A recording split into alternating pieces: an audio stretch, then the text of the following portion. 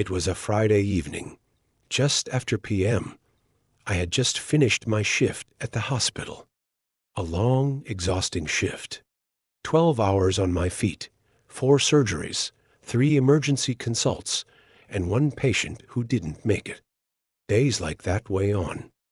You carry it all home, even if you don't mean to. I was still in my navy blue scrubs, with my hospital badge clipped to my chest and my stethoscope hanging around my neck out of habit. My eyes burned from the lack of sleep, and all I wanted to do was grab a quick snack and get home to shower and lie down. I stopped at a small gas station I've been going to for years, one of the few that stays open late in our part of town. I pulled up to the pump, stepped out, and started filling my tank.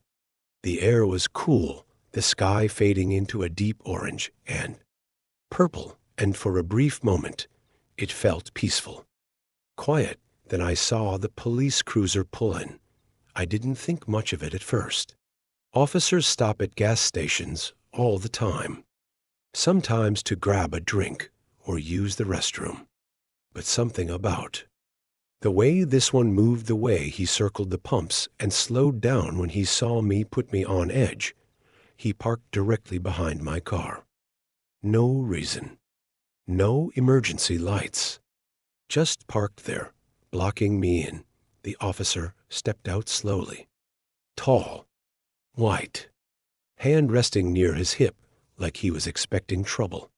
He looked at me, looked through me, really, and said, "This your car?" I turned, confused. "Yes, sir." He walked closer, narrowing his eyes. "I need to see some ID. Now I've lived long enough, seen enough, to know when something's off." There was no reason for this. No probable cause. I wasn't doing anything except pumping gas in my work clothes, clearly identifiable as a doctor. But I stayed calm. "Can I ask what this is about, officer?" I said, trying to keep my voice even. "You match a description," he said quickly. "Black male, dark clothes, dark vehicle. Suspicious activity reported nearby." I looked down at myself. I was in hospital scrubs, with my name and photo ID clearly visible on the badge pinned to my chest. "I just left the hospital, sir," I said. "I'm a surgeon. I work in trauma at City Medical. My ID is right here." I held it up for him to see, but he didn't even look at it. Not even a glance. Instead, he barked. I said, "Give me your license." "Don't make this difficult." So I nodded. I didn't argue. I didn't want to escalate. I reached slowly, very slowly, into my car and handed him both my driver's license and my hospital ID. He snatched them from my hand and walked back to his cruiser. No explanation. No apology. Just left me there in the middle of the gas station, under the harsh fluorescent lights, feeling like a criminal. People were starting to stare.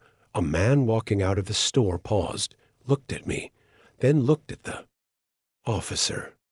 A woman at the next pump got back into her car quickly and locked her doors. I wasn't sure if she was scared for me or of me. I stood there feeling exposed, humiliated, and helpless.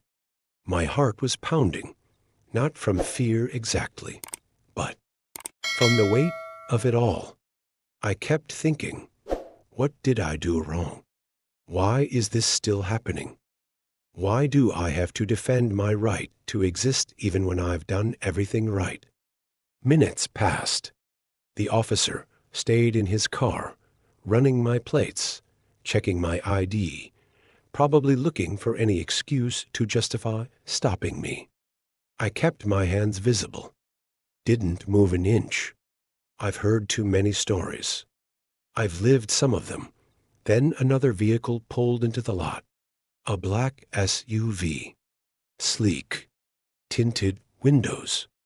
It pulled up smoothly and parked near the station store entrance. Out stepped a tall black man in a suit. And just like that, everything changed. I recognized him right away. It was Chief Williams, the city's police chief. I'd met him before, at a few hospital events. Community outreach. A man known for his calm presence and his work on police reform. He had a reputation for trying to bridge the gap between the force and the community. He walked over with purpose, looking between me and the officer, Dr. Evans. He said with a small smile, "Evening. Everything all right here?" His tone was casual, but I could hear the concern beneath it, the officer who had been so aggressive just moments ago straightened up like he'd seen a ghost. He stammered, "You know him, sir?" Chief Williams raised an eyebrow. "Yes, I do. Dr. Evans is a trauma surgeon at City Medical. Saved my niece's life last year after her accident. Why are you questioning him?" The officer started fumbling. He matched a description. "I was just doing a routine check." The chief's voice dropped a bit. Calm but sharp. A black man in scrubs, with ID visible, pumping gas. "That's your suspect?" The officer looked like he wanted to disappear. The chief shook his head and turned to me. "I'm sorry, doctor. You shouldn't have been treated like this. I'll take care of it." And just like that, the tension in the air broke. The officer mumbled something and retreated back to his car, suddenly unsure of everything. He drove off without another word.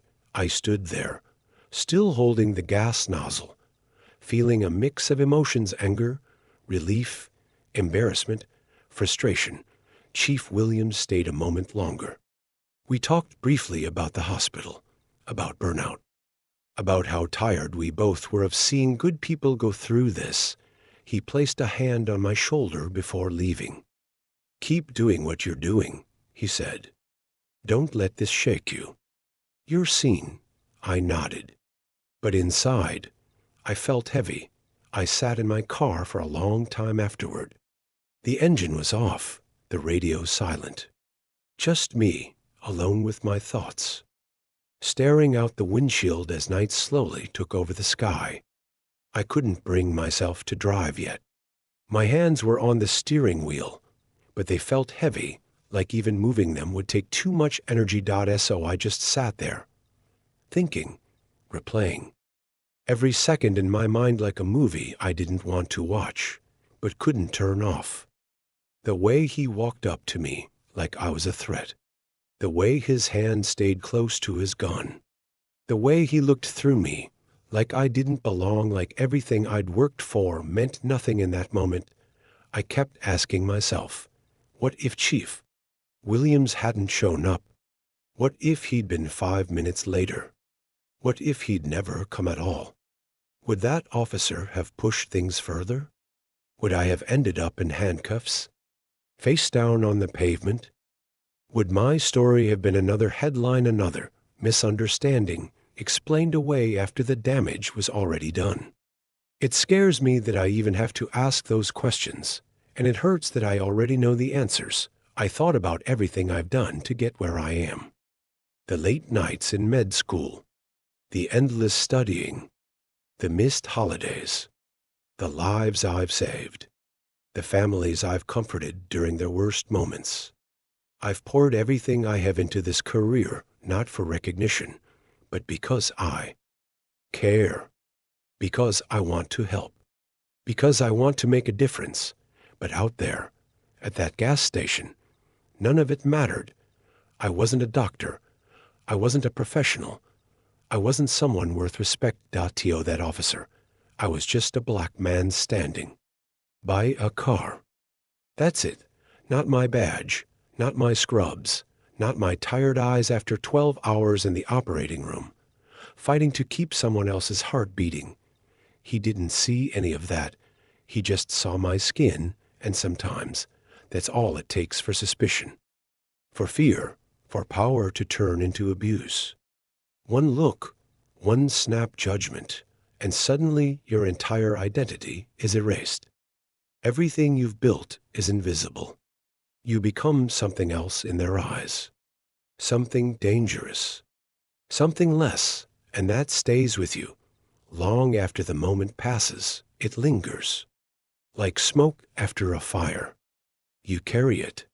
You carry the weight of being misunderstood, of having to prove your innocence, your worth, your humanity again and again. And I wish I could say this was the first time. But it's not, and that's what hurts the most.